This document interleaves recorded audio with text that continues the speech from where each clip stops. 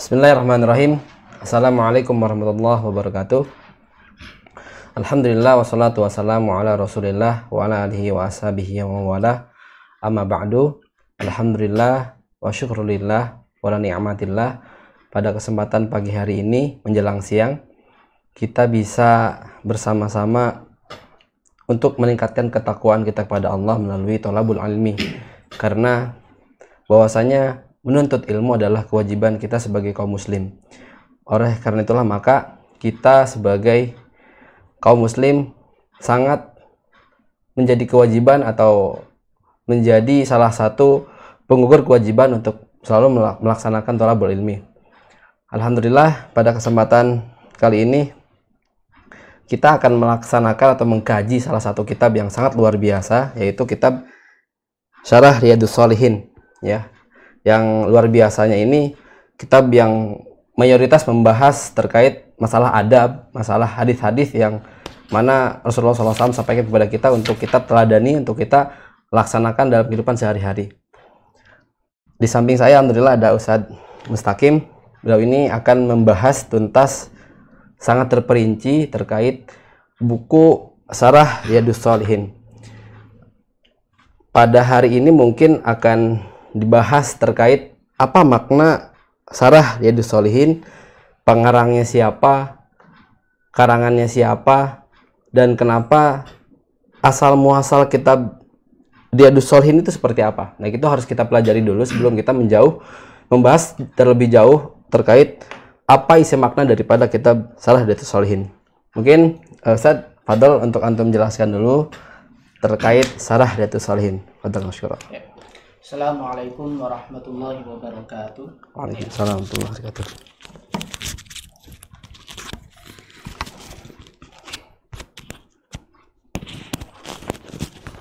Innal hamdalillah nahmaduhu wa nasta'inuhu wa nastaghfiruh wa na'udzu billahi min syururi anfusina wa min sayyiati a'malina may yahdihillahu fala mudhillalah wa may yudlil fala hadiyalah. Asyhadu an la ilaha illallah wahdahu la syarikalah wa asyhadu anna Muhammadan 'abduhu wa rasuluhu la nabiyya ba'dah, amma ba'du. Puji dan syukur semoga tidak pernah kita lupakan, untuk mari senantiasa kita bersyukur kehadirat Allah Subhanahu wa taala atas segala nikmat serta pemberian-pemberiannya yang tidak pernah bisa untuk kita hitung. Salawat serta salam begitu juga semoga tidak pernah kita lupakan, mari senantiasa kita memperbanyak bacaan salawat kita kepada Rasul Sallallahu Alaihi Wasallam. Dan semoga kita termasuk umat-umat beliau yang kelak nanti mendapatkan syafaatnya di hari kiamat. Amin amin ya Allah ya rabbal alamin. Akhwati wa akhwati fillah, mungkin ini adalah perdana atau pertama kali kita akan mengkaji kitab Riyadhus Shalihin, yaitu kitab yang dikarang oleh Al-Imam An-Nawawi rahimahullahu ta'ala. Kenapa saya memilih kitab Riyadhus Shalihin? Karena kitab Riyadhus Shalihin inilah yang paling banyak dikaji dimanapun itu. Ini membahas terkait bagaimana cara kita untuk menjadi seorang hamba, untuk menjadi seorang manusia, bagaimana cara kita untuk tahu jalan untuk menuju surga. Di sini kita akan diajarkan bagaimana caranya untuk menjadi seorang hamba yang baik, bagaimana caranya kita menjadi seorang muslim yang baik, seorang muslim yang tahu apa caranya, bagaimana caranya untuk menempuh jalan menuju surga tersebut. Makanya dinamakan Riyadhus Shalihin. Riyadhu adalah bentuk jamak dari kata raudhah yang berarti taman. As-Shalihin, taman-taman orang soleh. Jadi dari namanya saja Riyadhus Shalihin, taman-tamannya orang soleh. Maksudnya apa? Ini diharapkan bagi siapa yang membaca kitab ini dan bagi siapa yang mengamalkan apa yang ada di dalam kitabnya, yaitu hadis-hadis yang berasal dari Rasul Sallallahu Alaihi Wasallam, diharapkan akan mendapati jalan-jalan yang menuju taman-taman surga. Itulah yang diharapkan dari kitab ini. Mungkin sedikit dari pernyataan dari Syekh Muhammad Al-Utsaimin ketika beliau mengomentari terkait siapa itu Al-Imam Nawawi. Beliau mengatakan, fa innal hafidh an-Nawawi rahimahullah min ashabi Syafi'i al-mu'tabarah aqwaluhum. Jadi beliau mengatakan Imam Nawawi adalah termasuk ulama-ulama Syafi'i yang ucapannya itu paling banyak yang dianggap paling kuat. Wa min asyaddi syafi'iyyati hirsan 'ala ta'lif, dan termasuk ulama-ulama Syafi'iyah yang paling concern dalam menyusun kitab, dalam menulis kitab. Faqad allafa fi fununin syatta, dan sungguh beliau telah banyak dalam menyusun buku, menulis buku-buku dalam berbagai disiplin ilmu, fil hadis fa ulumihi, dalam disiplin ilmu hadis maupun dalam ilmu-ilmu hadis. Wa allafa fi ulumil lughah, dan juga beliau menyusun dalam ilmu bahasa, ilmu lughah, kitabut tahdzibul asma wal lughat. Wa huwa fil haqiqah min a'lamin nas. Bahkan beliau mengatakan wa huwa fil haqiqah min a'lamin nas. Pada dasarnya beliau Al-Imam Nawawi adalah min a'lamin nas, termasuk orang yang paling alim.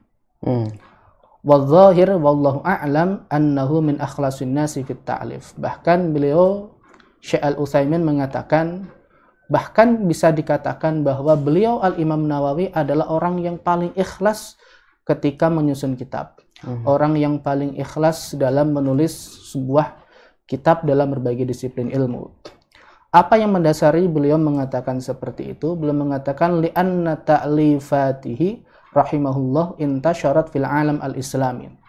Karena banyak karangan-karangan beliau yang telah tersebar di seluruh penjuru dunia Islam.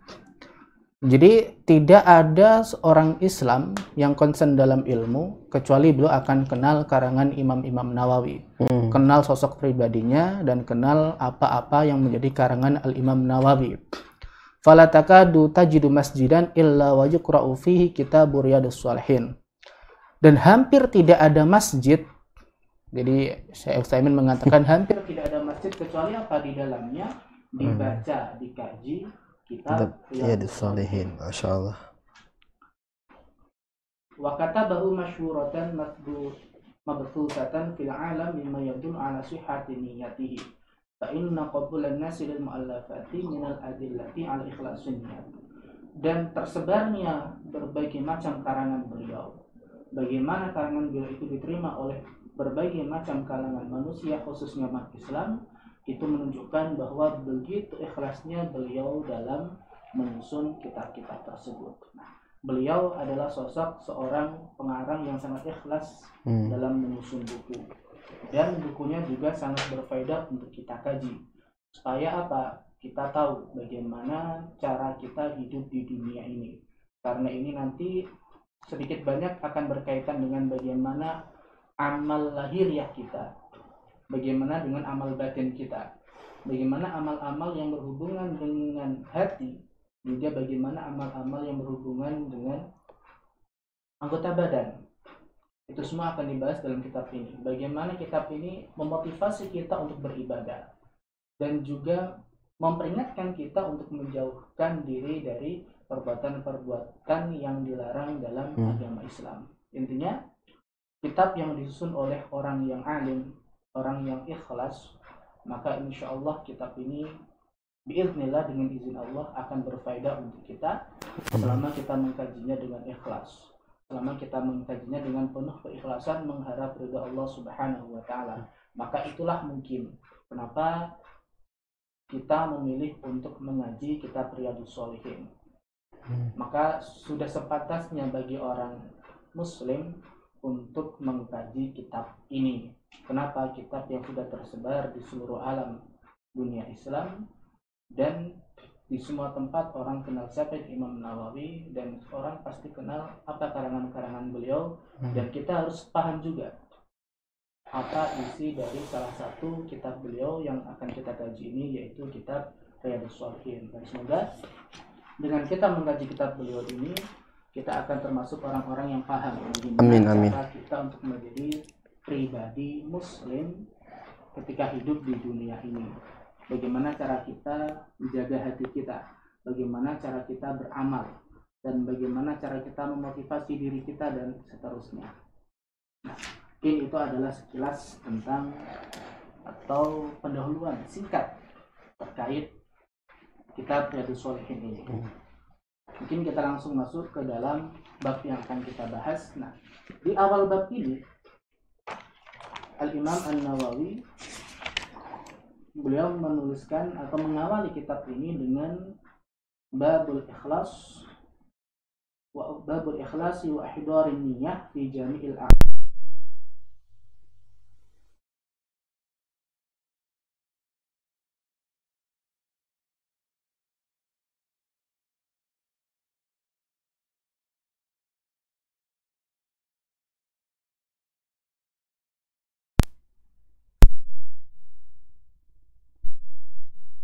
harusnya. Bagaimana niat-niat yang dibenarkan, bagaimana niat yang benar dalam suatu ibadah. Fi jamil a'mal, di setiap amal perbuatan, wal aqwal, di setiap ucapan, al bariza wal khafiyah, baik yang tampak maupun yang tidak tampak. Jadi ini adalah bab yang berbicara terkait masalah hati kita, masalah keikhlasan kita dalam beribadah. Di awal bab ini beliau Al-Imam An-Nawawi rahimahullahu ta'ala, beliau mengawali dengan ayat dari surat Al-Bayyinah ayat 5, yang mana di situ Allah Subhanahu wa taala berfirman, qala Allah ta'ala, wa ma umiru illa liya'budullaha mukhlishina lahud-din hunafa wa yuqimus sholata wa yutuz zakata wa dzalika dinul qayyimah. Yang kurang lebih maksudnya, dan tidaklah mereka diperintahkan kecuali untuk menyembah kepada Allah dengan penuh keikhlasan, mentaati agamanya, wa yuqimus sholata wa yutuz zakata, dan juga melaksanakan sholat, menunaikan zakat, wa dzalika dinul qayyimah, dan itulah agama yang lurus. Surat Al-Bayyinah ini jelas bahwa kita tidaklah diperintahkan oleh Allah Subhanahu wa taala, Sang Pencipta kita, kecuali hanya untuk menyembah kepadanya dengan penuh rasa ikhlas dan dengan mentaati agama atau dengan mentaati agamanya, syariatnya. Maka tidak lain, ketika Allah menciptakan kita, maka Allah juga memerintahkan kita dengan ikhlas menyembah kepadanya. Kemudian beliau juga mengawali dengan surat atau ayat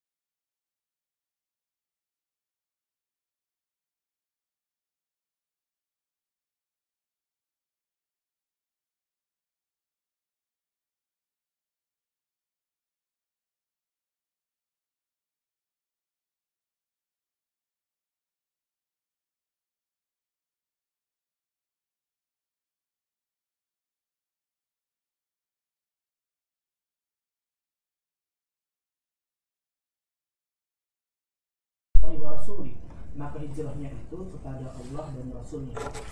Wa man kanat hijratuhu lidunya yusibuha, dan barang siapa yang hijrahnya itu diniatkan untuk dunia yang ingin diperolehnya, atau imro'atin yang kihuda, atau karena wanita perempuan yang ingin dinikahinya, fahijratuhu ila ma hajar ilaihi, maka hijrahnya itu kepada apa yang dia tersebut. Ikhwati wa akhwati fillah, hadis ini merupakan hadis yang sangat besar keutamaannya, hadis yang sangat penting.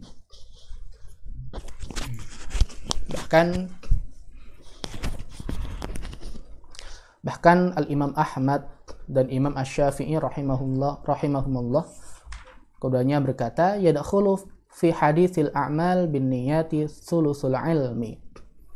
Jadi Al-Imam Ahmad dan Imam Asy-Syafi'i keduanya mengatakan masuk di dalam hadis innamal a'malu binniyat terdapat sepertiga ilmu.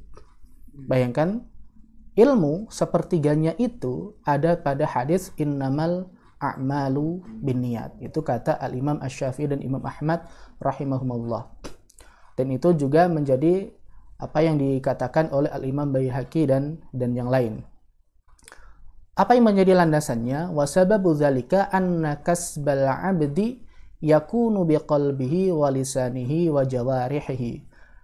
Kenapa hadis innamal a'malu binniyat itu bisa dikatakan sepertiga dari ilmu? Karena aktivitas seorang hamba, usaha seorang hamba, apa yang kita lakukan di dunia ini itu tidak akan terlepas dari tiga hal. Yang pertama dengan hati, yang kedua lisan, yang ketiga adalah jawarih, anggota badan.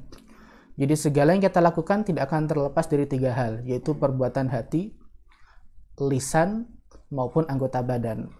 Dan innamal a'malu binniyat, dan niat itu masuk dari satu dari ketiganya, yaitu adalah perbuatan hati. Maka dari itu dikatakan hadis innamal a'malu binniyat di dalamnya ada sepertiga ilmu. Bahkan Imam Asy-Syafi'i beliau mengatakan yadkhulu hadzal hadis fi 70 baban minal fiqhi. Hadis ini masuk dalam 70 bab dari disiplin ilmu fikih. Kan hadis ini masuk dalam 70 bab disiplin ilmu fikih. Wa qala jama'atun minal ulama, dan beberapa ulama mengatakan hadzal haditsu thuluthul Islam. Hadis ini merupakan sepertiga Islam. Hadis ini adalah sepertiga Islam. Bayangkan, hadis innamal a'mal dikatakan sebagai sepertiga Islam. Kenapa bisa seperti itu? Mungkin kalau kita lihat bisa kita pahami dari perkataan Al-Imam Ahmad rahimahullah ta'ala. Beliau mengatakan dasar Islam itu terwakili dalam 3 hadis. Di kurang lebih beliau mengatakan seperti itu. Dasar Islam itu dasarnya ada dalam 3 hadis. Hadis yang pertama, innamal a'malu binniyat. Hadis yang kedua, man ahdatsa fi amrina hadza ma laysa minna fahuwa raddun. Hadis yang ketiga, al halalu bayyinun wal haramu bayyinun. Jadi Imam Ahmad mengatakan Islam itu dasarnya ada dalam 3 hadis. Hadis yang pertama adalah hadis innamal a'malu binniyat, berarti mengurusi apa yang ada di dalam hati kita. Kemudian hadis yang kedua yang menjadi dasar Islam adalah man ahdatsa fi amrina hadza ma laysa minna fahuwa raddun. Ini adalah apa yang berbicara terkait amal ibadah. Yang ketiga, al halalu bayyinun wal haramu bayyinun. Yang halal itu sudah jelas dan yang haram itu sudah jelas. Nah, hadis innamal a'malu binniyat, maka dari itu dikatakan dia masuk dalam sepertiga dasar Islam.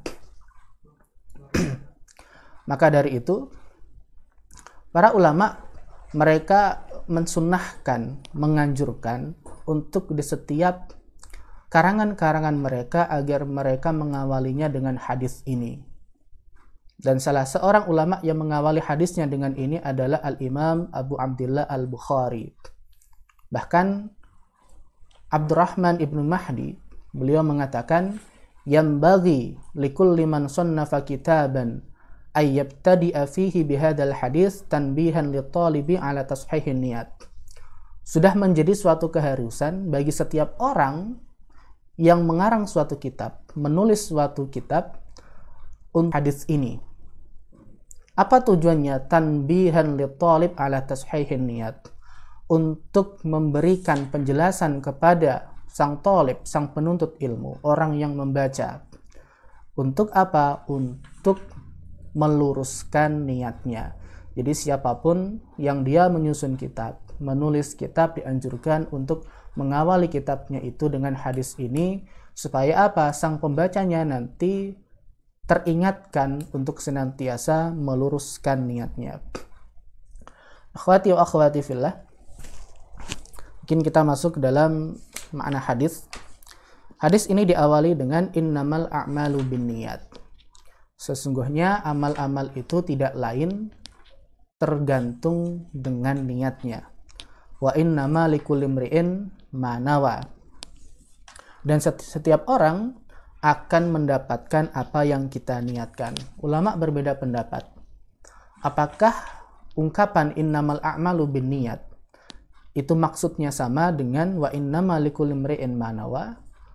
Maka ada yang mengatakan bahwa kalimat pertama dan kalimat kedua itu maknanya sama. Maka kalimat wa innama likulli imri'in ma nawa itu hanya sebagai penegas saja. Tetapi ada yang mengatakan juga bahwa kedua-duanya berbeda. Kedua-duanya berdiri sendiri dengan pokok bahasan yang berbeda. Bagi yang mengatakan berbeda, maka mereka mengatakan bahwa innamal a'malu binniyat. Setiap amal itu membutuhkan niat. Setiap amal itu tergantung dengan niat. Diterima tidaknya amal itu tergantung dengan niat. Adapun wa innamal likulli imri'in ma nawa, ini lebih kepada hasil. Setiap orang akan mendapatkan sesuai dengan apa yang menjadi niatnya. Kalau niat dia adalah ibadah, kalau niat dia adalah untuk Allah Subhanahu wa taala, niat dia adalah mengharapkan ridha Allah Subhanahu wa taala, maka itu akan bernilai ibadah.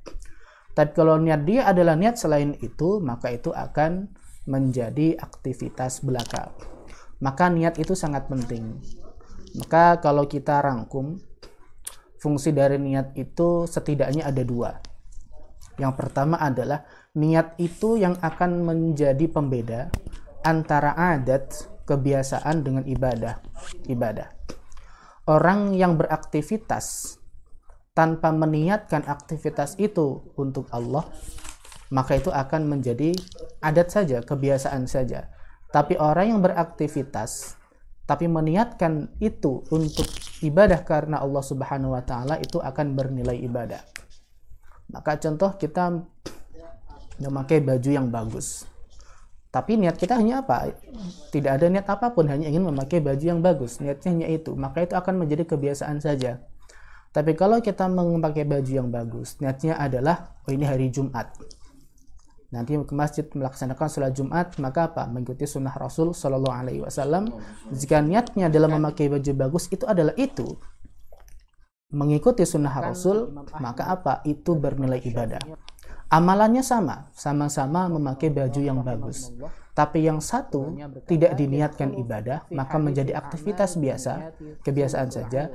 Yang satu diniatkan